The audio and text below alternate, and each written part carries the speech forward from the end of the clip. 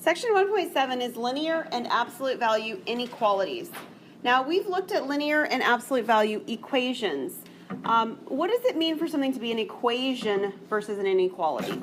Do you remember, Addison? Greater than, less than signs. Okay. Equal signs. All right, so greater than, less than sign is for which one? Inequality. For inequalities, so that's what we're going to be doing today. And then equal signs, which is what we've been doing before, are for equations. Most of the things that we've been doing for equations are also true for inequalities. There's just an extra layer of what's going on with inequalities that we have to discuss and see how that changes things, okay? All right, so what we're going to start with first is we're going to start with 3 different representations that we're going to be using all class period today for how to look at and think about inequalities. The 3 different ways that we're going to be looking at them are as sets, as intervals, and as graphs. So go ahead and write these 3 pieces down, and then we're going to fill in sort of the missing parts of this chart.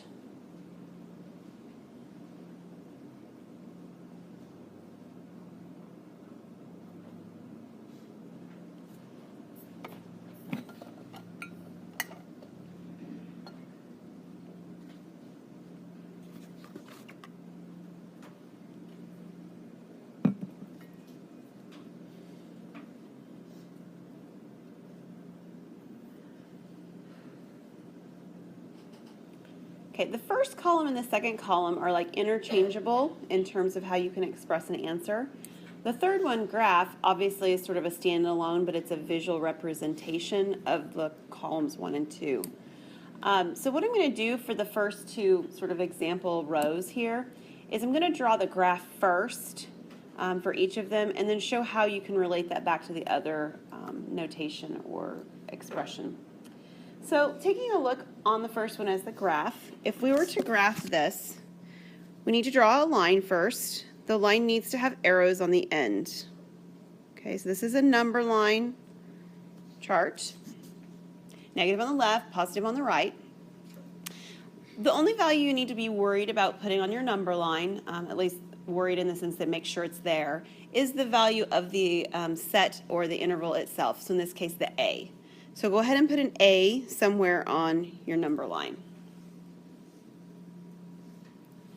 Now our set notation that we're given over here says that A is greater than or equal, X is greater than or equal to A.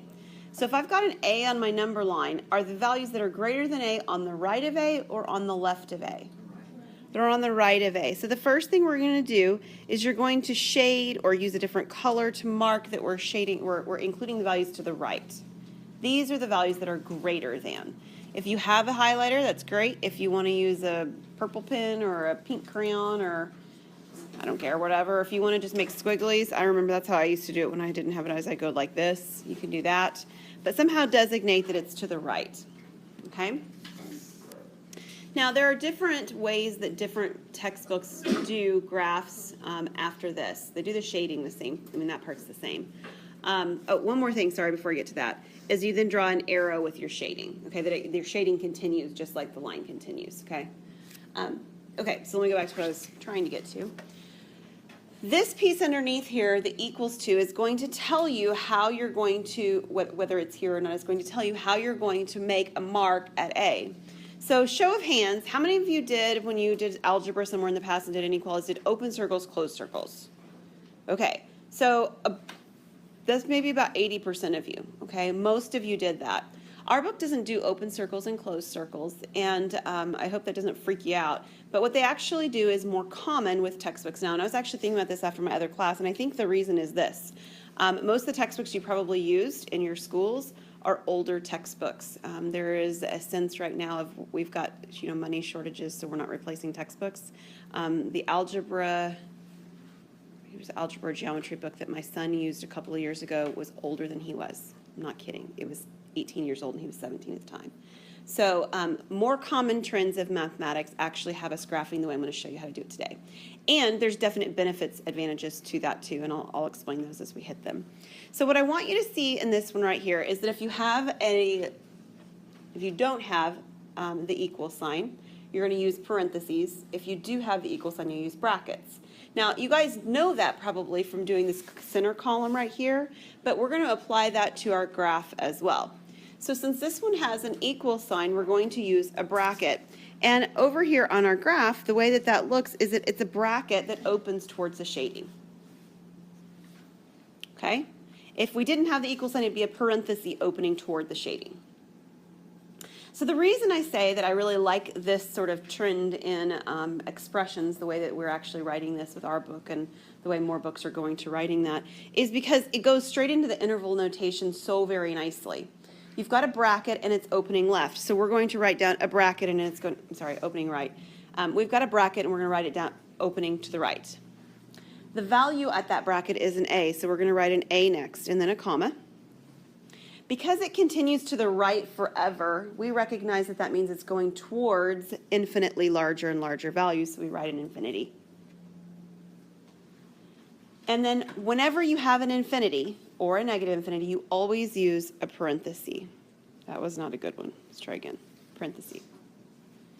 A parenthesis means I'm not allowed to equal a value. And considering that infinity is not really a value, that's why we're using the parenthesis for it. You can't equal infinite things, infinity. So I really like this because this graph column and this interval column are going to look almost the same, and that's pretty friendly. So let's look at the second row right here. Again, we'll start with the graph.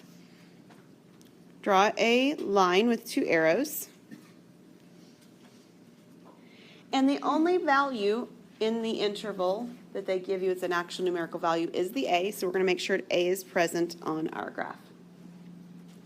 And there is a parenthesis next to A, and the parenthesis opens left. So on your graph, you'll have a parenthesis, and it will be opening left. And the parenthesis opens towards the shading, so the shading will also be to the left. And then we will draw an arrow showing that that continues to the left. So that's the graph that goes with the second line, the second example. All right, so now let's go back to the first column where there's a blank spot and it says set. Normally, we write X first. It doesn't have to be, but usually you see it written first. And we're comparing this to the value A, because that's the numerical value they give us in the problem. And the question is, are the X values that are shaded, right, is the shaded part of this graph smaller than A, is it less than A, or are they bigger than A, are they greater than A? They're less than A. So the symbol I'm going to put in between is a less than symbol. And because it's a parenthesis, I will not have the equal to sign. The equal to sign comes when I have a bracket. Those go together. So this is it. This is my set notation for the second example. Now the third example, we'll just start with sets because we're still talking about sets, has this graph, right? So as we're expressing this one, A is listed first and B is listed second. So I start with A and I end with B. And I need the values to be between them. So the X values that I'm allowed to use are between them. So my X is going to go between the A and B. These values, are they bigger than A or smaller than A? They're bigger than A, right? So the A values are smaller, so it's a less than symbol. A is less than X, right? You can talk about this sign opening towards the larger value.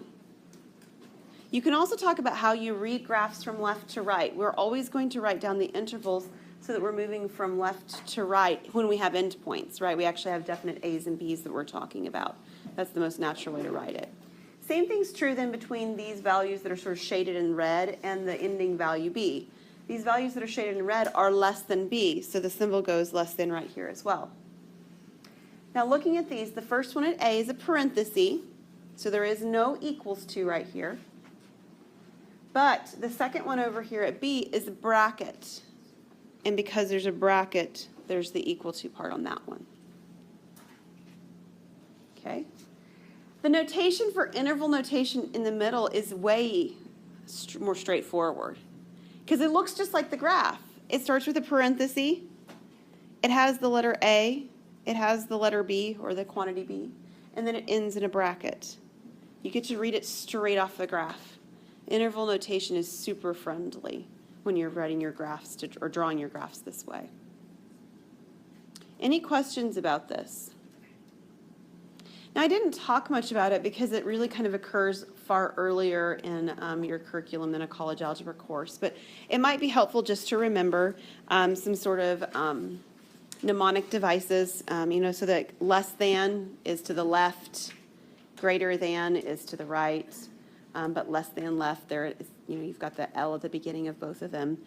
Sometimes, and maybe your teacher did it too, somebody will draw this to look like Pac-Man, right? Pac-Man wants to eat the bigger value, so this always opens towards what's larger. The larger side is the side the way the mouth opens towards. So there's some mnemonic kind of things, some memory triggering kind of things that you can do visually to remember these symbols as well. All right, so what we're going to do next is we're going to take a couple of examples. I'll do the first one with you and have you do the second one alone. And we're going to actually write the other forms that are not listed. So there are 3 forms. One of them's a graph, one of them's sets, one of them's intervals, and they give you one of the two. The first one, do they give you, which of the columns did they give you? Set. They gave us the set. So we're going to draw the graph and we're going to write the interval. And I mentioned it earlier, I'm going to do the same thing I did before. I draw graphs first because I think that the graphs are easiest to draw off of the notation no matter how it's given. So the only numerical value that I'm given is square root of 3. So I'm going to put a square root of 3 on my graph. Does this tell me that I need to shade to the right or to the left of square root 3? To the right. How do you know, Amos? Because it says greater than, and greater than means to the right. It means bigger values, and the bigger values lie on the right-hand side of a number line. Am I going to use, I will put an arrow in the direction that I shaded. Am I going to use a bracket or a parenthesis? A bracket. And will the bracket open to the right or to the left? It'll open to the right. The bracket always opens towards the shading, and I'm using a bracket because I've got the equal to sign as a part of the inequality symbol. So this is my graph, and then the interval notation looks just like this graph. It starts with a bracket. I have the symbol or the numerical value square root 3, comma. Because I'm shading to the right forever, that means towards an infinitely large value. And what goes next to infinity? A parenthesis. Okay, give number 2 a try on your own. I'd like for you to write the interval notation in the graph in either order. After you have an answer, turn to somebody near you. Forward, backward, side to side, I don't care. And make sure that you have the same thing that they do.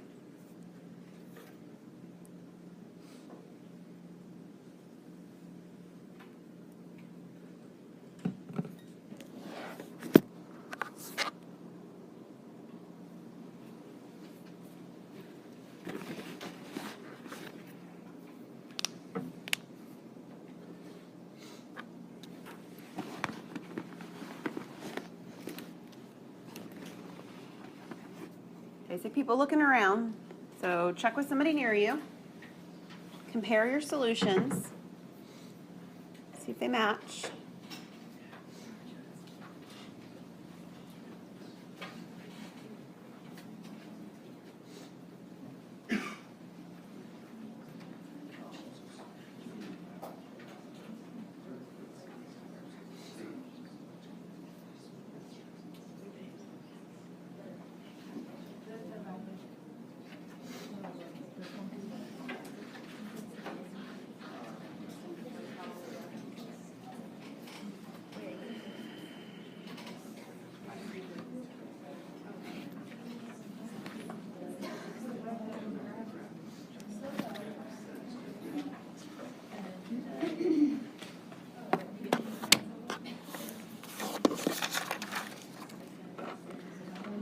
All right, let's start with the graph together.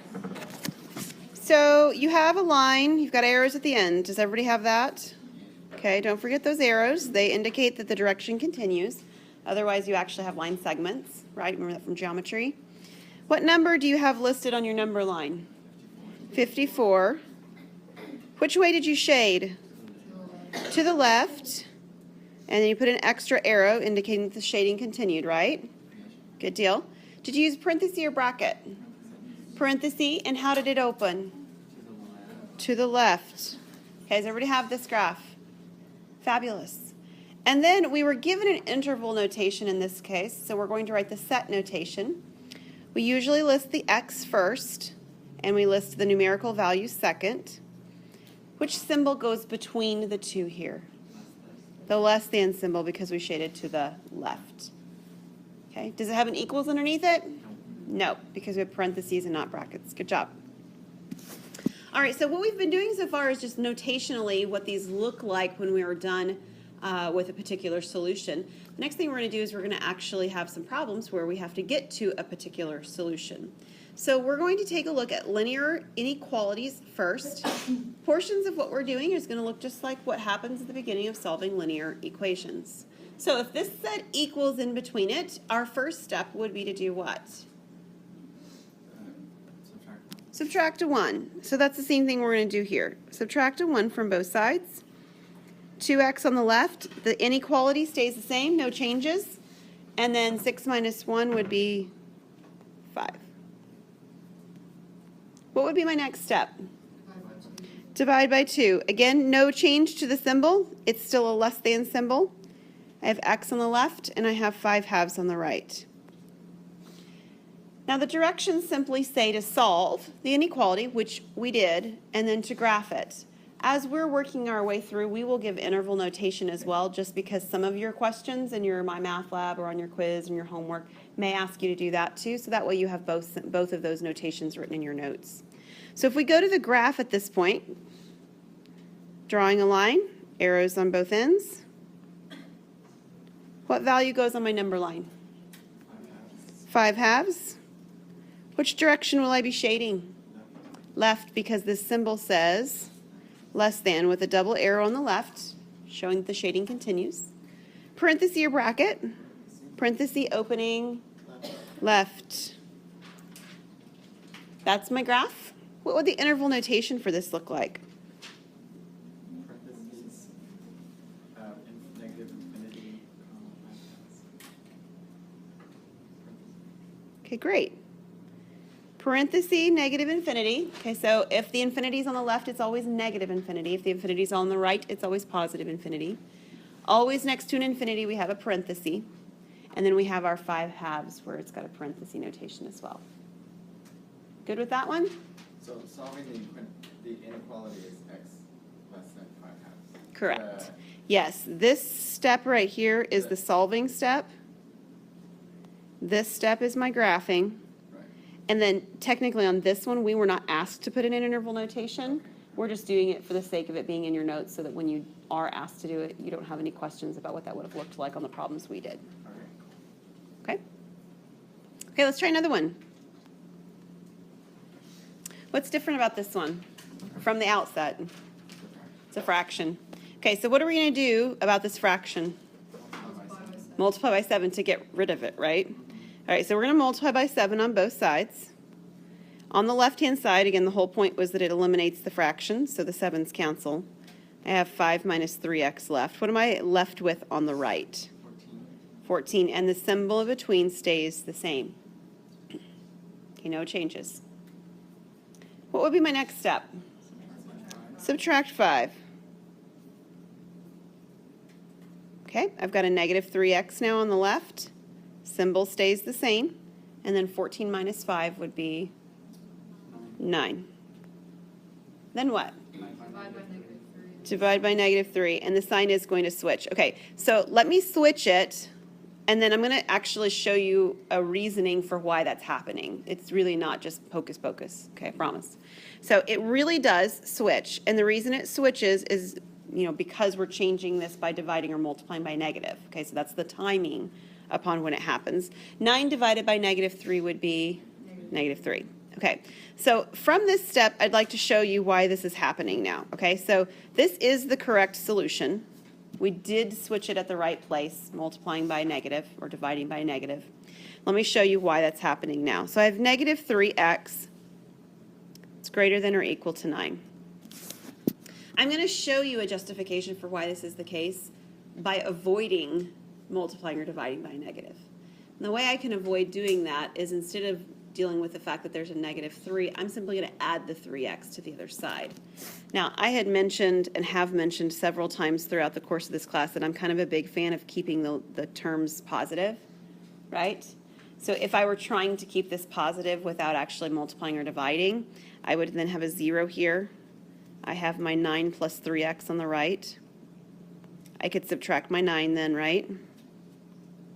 So I have -9 on the left, greater than or equal to 3x on the right, and I could divide by 3. So I've avoided, in this scenario, multiplying or dividing by a negative. And I'd like for you to see what I end up with.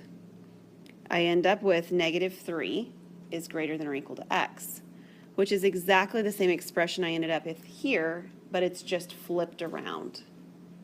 Do you guys see that? So it really is correct. If I do multiply or divide by a negative, it is 100% mathematically correct to change the direction of the sign. And this is a justification for the y. That if I avoid doing it at all, I will still get the same quantity. All right, let's take a look at graph then. So from a number line perspective, what number will go on my graph? -3. Will I shade left or right?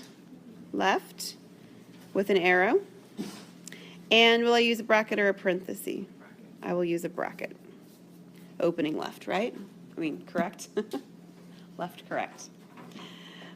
Interval notation, what will the interval notation look like? Okay. Parenthesis, -infinity, comma, -3, bracket. Is everybody good with that?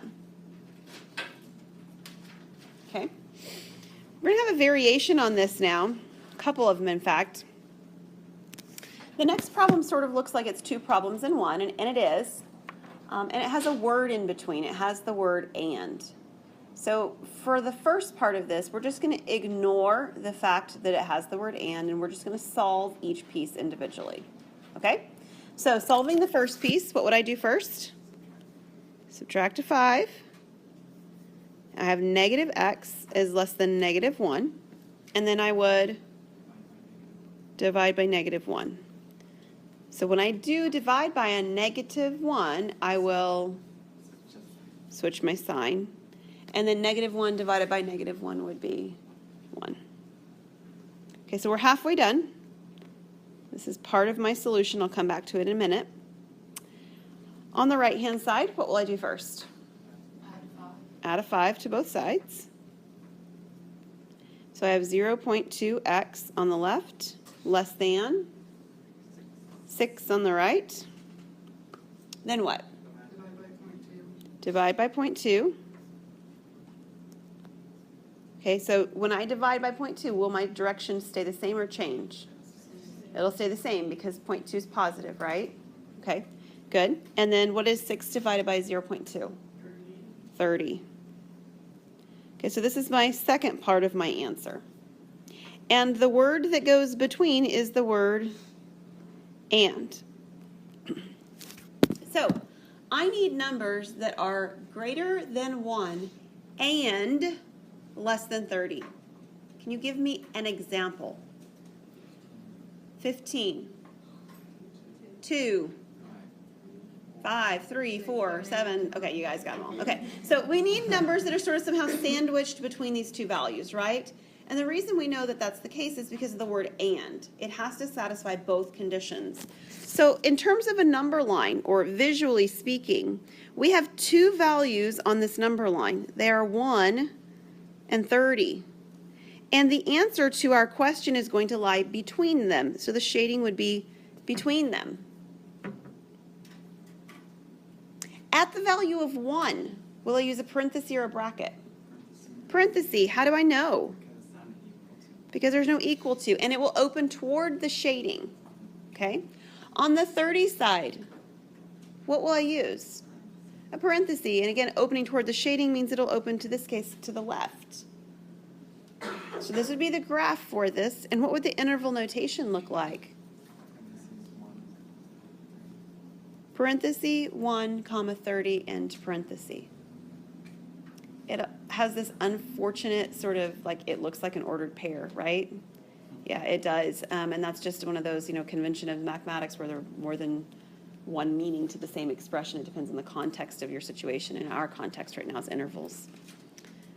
Very good. So our solution, like if you were writing what's the solution in interval notation, would be this one. Oops, sorry about that. Would be this one down here. Okay? That's the solution you'd put in My Math Lab. That's the solution for your final answer. And this would be the graph that supports that. Okay. And is not the only thing that could be written in between two inequalities. Do you remember what the other thing is? Or. Now, let's pause for a moment and let's just pretend that this didn't say and, it said or. If it said x is greater than 1 or x is less than 30, how would that change your answer? Would they be going opposite directions? Well, they would be going opposite directions, sort of. Like, let's say again, Travis? Ah, that's actually what would happen. The shading wouldn't stop. I like the way you said that. So, for instance, if I needed to have some value that's greater than 1, I would be shading to the right of 1. But I wouldn't stop at 30. I'd continue because those values still would work. And my shading would start at 30 and it would go left, but it wouldn't stop at 1. It would continue. And the reason it would is because the number, for instance, 0 would still work. Because 0 is, in fact, either greater than 1 or less than 30, right? Not and, but or.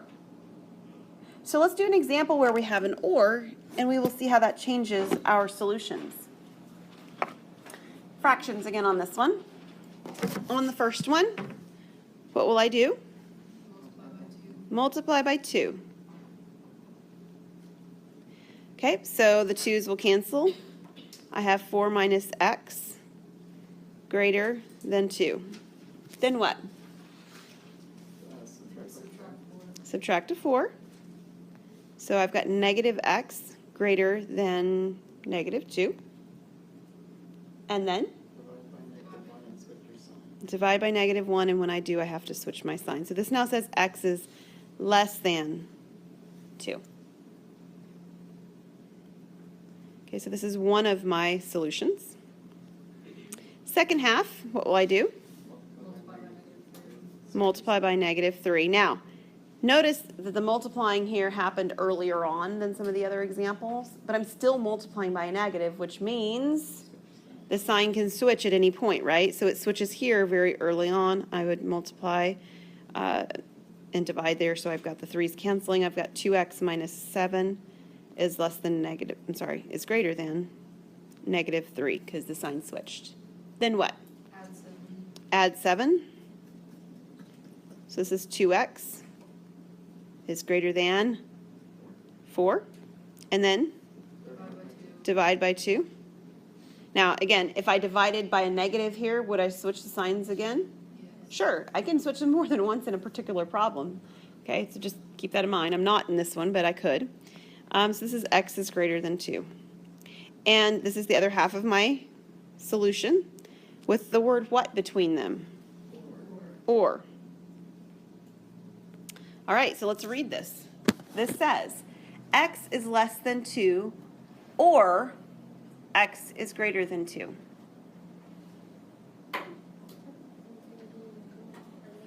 Okay, so we're going to draw the picture because that's what it looks like you're sounding like you want me to do, April. Does that sound good?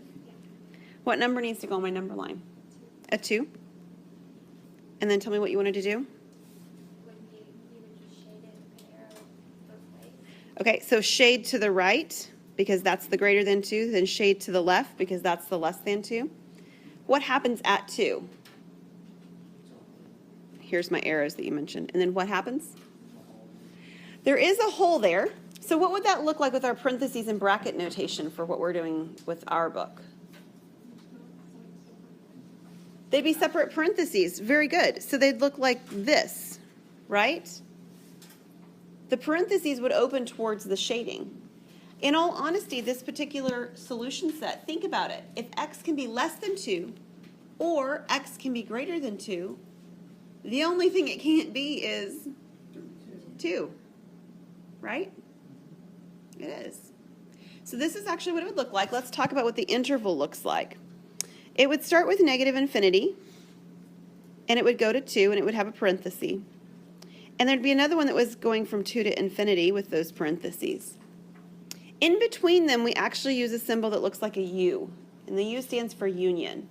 And you can think about union kind of like when you talk about a marriage ceremony, right? It's the union, right? You get it all, you get both pieces included, that kind of stuff.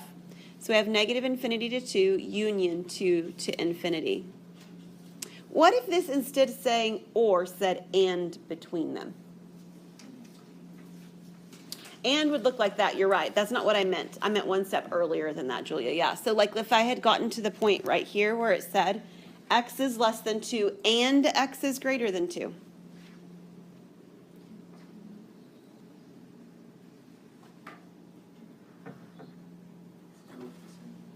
What's that? It wouldn't look the same, actually. The and would create something quite different in this particular case.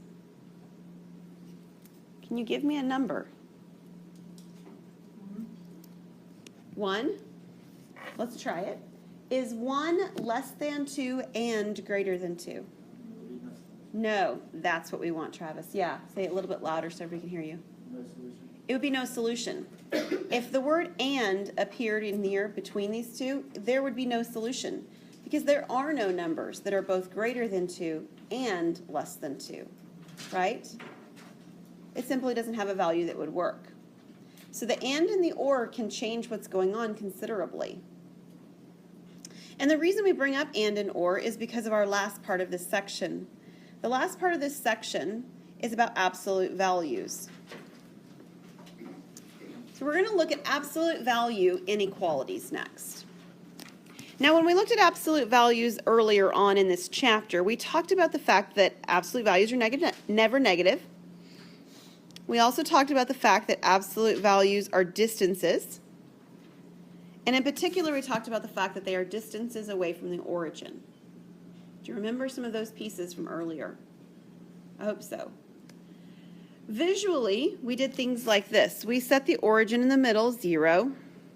And we said if I want to talk about the absolute value equaling k, it means that the distance away is k, which would mean I could go all the way to the k to the left, to the right, and all the way over here, k to the left, which would be putting us at negative k. And if you don't like my k's, just change them into numbers. Put a 5 in there. For some reason, I like 5s. I don't know why. Okay, so we go all the way to the k to the right. That's 5 to the right. We go all 5 away to the left would be at negative 5 on the left. This is what it would look like. And I can draw the same picture on both of these graphs. My shading's going to look different, but the picture starts out the same. So this goes from negative k all the way to k because it's k units away on the right, k units away on the left. Okay, so now let's go back to the actual inequalities that we were trying to shade in.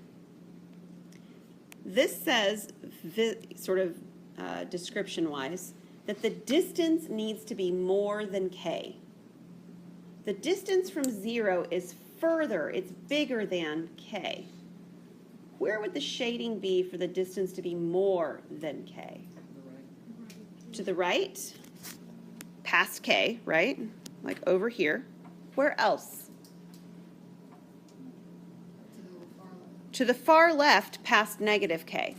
Both of those distances are further greater than k away, right? It would be like saying put, a stamp in the middle of Shawnee and you want to go 20 miles towards Oklahoma City and 20 miles on I-40 on the other direction past Oklahoma City, like further away, the opposite way of Oklahoma City.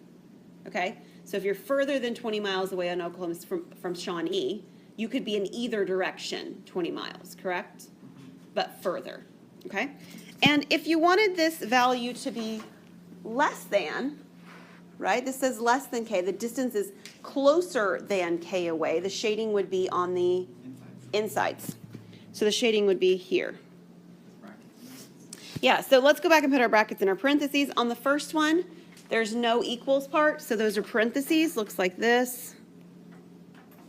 On the second one, there is an equal sign, so it would be brackets, again, opening toward the shading, so the brackets would look like this.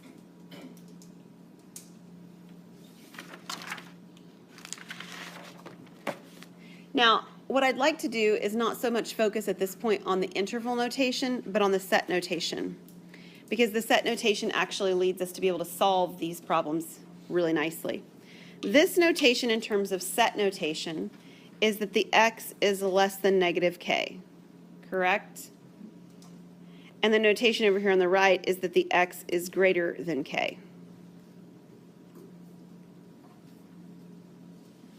And just like we saw happen on this example and this example, the way that we get the shadings on the ends to be included is that it's an or statement.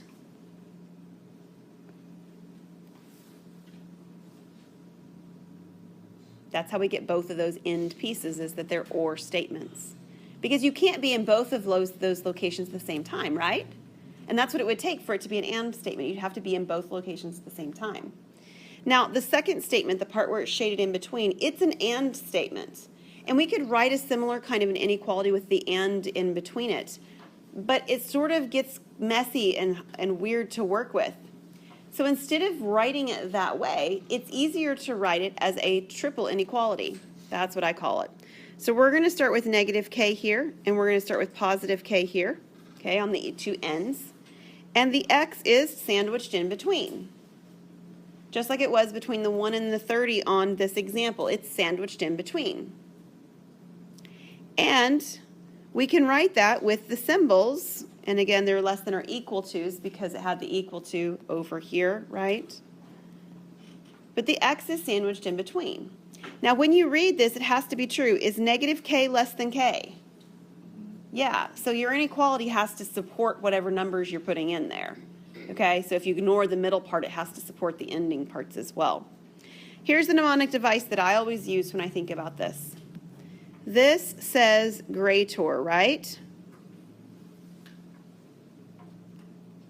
And I know that I just misspelled the word greater, okay?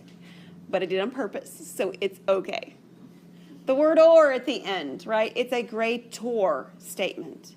So anytime I see the symbol that's a greater than symbol, it's an or statement. Not only that, but I'm about to misspell something even worse. Are you ready for this? This is a less than. That's worse spelling, right? Less than and statement. Because if I see a less than, it's going to be an and statement. And an and statement means triple inequality. Okay? Mnemonic devices are fantastic.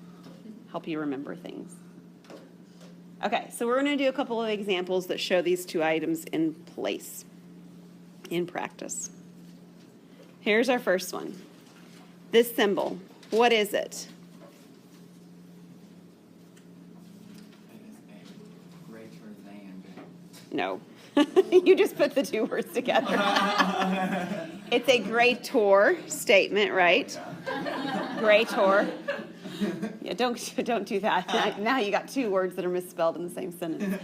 Okay, so this is a greater statement, greater. So I'm going to have two inequalities with the word or between them. That's what this is going to tell me. One of the inequalities will look exactly like it already looks without the absolute values. So it'll say 3 minus 2x greater than or equal to 5. Okay? And that's what we did over here. One of these inequalities, it's this one, looks exactly like the original inequality without the absolute values. Okay, do you see it? So half of the problem looks exactly like it looked already. Pull off the absolute values.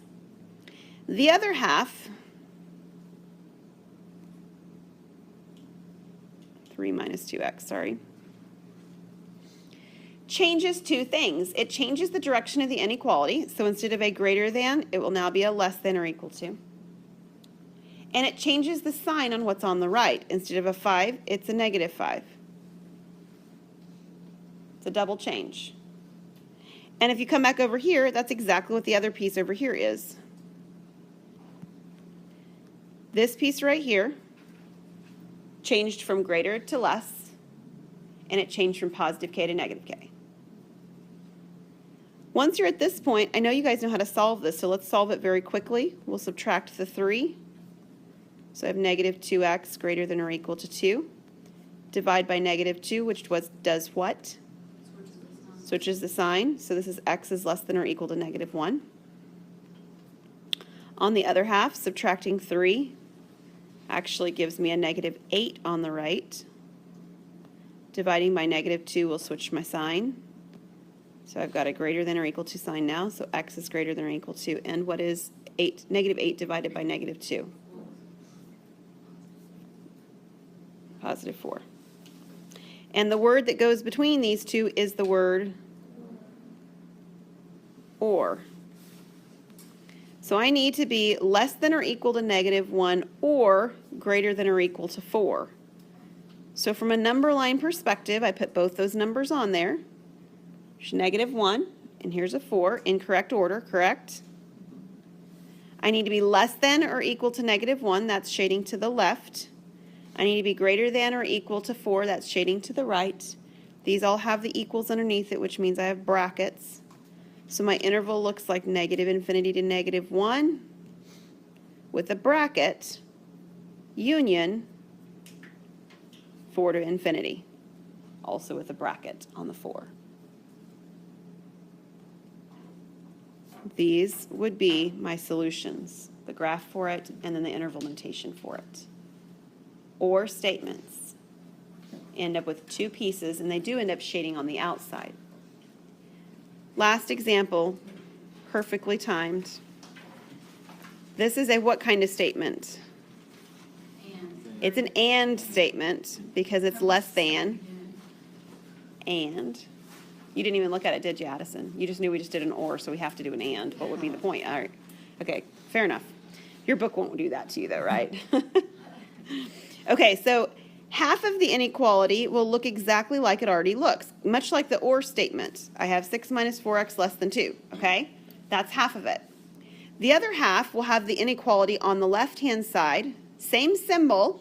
If it was less than, it's still less than, with a -2. Take a look back at your notes over here. It's exactly what this did. Half of this looks exactly like it began, x less than or equal to k. The other half looks like the same symbol, less than or equal to, with a -k in front. Okay? Triple inequalities solve very nicely. Instead of having to do things on both sides, you have to do things on all three sides. So the 6 is the first thing we would move.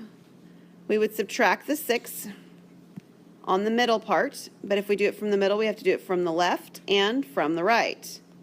So we subtract 6 3 times. -2 minus 6 is -8. In the middle, the 6's go away, leaving me with -4x. And on the right, 2 minus 6 is -4. The goal is to get x alone, so we then divide by -4 on all three sides. But what happens when we divide by a negative? We change all, well, that's true too, but yeah, they do become positives. We also change the direction of our inequalities, right? All those less thans become greater thans. X is in the middle. -8 divided by -4 is 2. -4 divided by -4 is 1. I mentioned this early and I'll mention it again. Ignoring the part in the middle, the inequality still has to be true. Is 2 greater than 1? Yes, so the direction of our inequality is correct. If it said it wrong, we would say, is 2 less than 1? And we would be like, there's a problem somewhere and I need to go find it. So in terms of a number line, the 2 and the 1 need to go on there in the right order.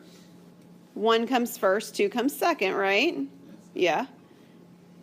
You guys like chuckling, but like these things happen on all the stuff I get in all the time. It happens, okay? So I want to be careful. And then where will I shade? Between them, right? The x is between the 1 and the 2, so the shading is between the 1 and the 2. Parentheses or brackets? Parentheses opening toward the shading. So this interval is the interval 1, 2. Again, looks like a point value, like an ordered pair. It isn't, because we're working with interval notation.